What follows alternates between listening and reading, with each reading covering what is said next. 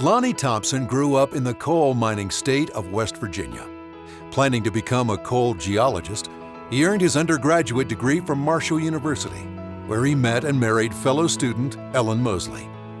The couple moved to Columbus so Lonnie could continue his studies in coal at The Ohio State University. But a funny thing happened on the way to his graduate degree. My first quarter at Ohio State, I got an announcement that there was a job in what was then the Institute of Polar Studies to look at ice cores.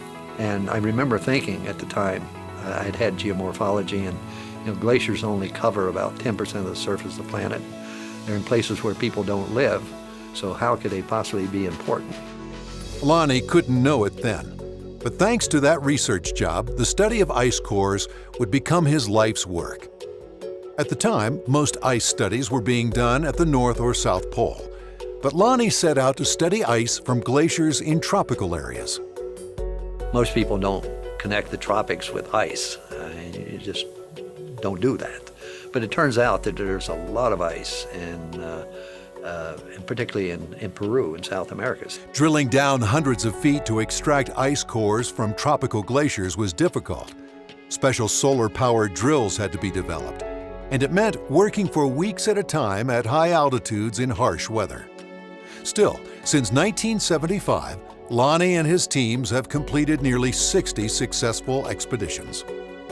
We've used that drill to actually drill in the mountains down to 460 meters up in southeast Alaska on Boner Churchill. It's the deepest ice core ever recovered from a mountain range. We've also used it over in western China, in the western Kunlun Mountains, where we have an ice core that dates over 750,000 years. The ice cores, which yield valuable information about the Earth, its history and climate, are stored here at Ohio State's Byrd Polar Research Center.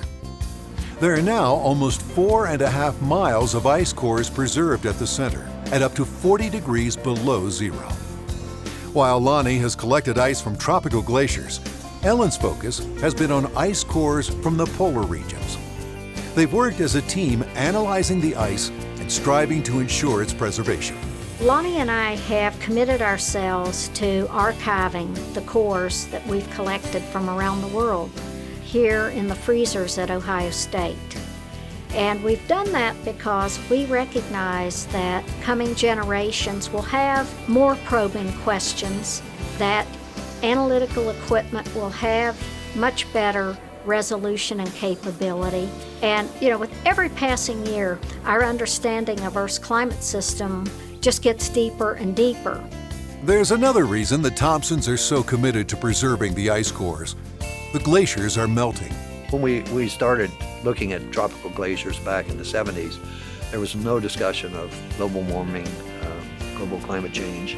But as we returned to many of these sites, you couldn't help but notice how rapidly the ice was retreating. Lonnie was among the first scientists to observe the impact of global warming, a fact he considers indisputable. I think it's hard to argue with the glaciers. I mean, they have no political agenda. They are just summing up the climate in their part of the world, and they're reacting to it.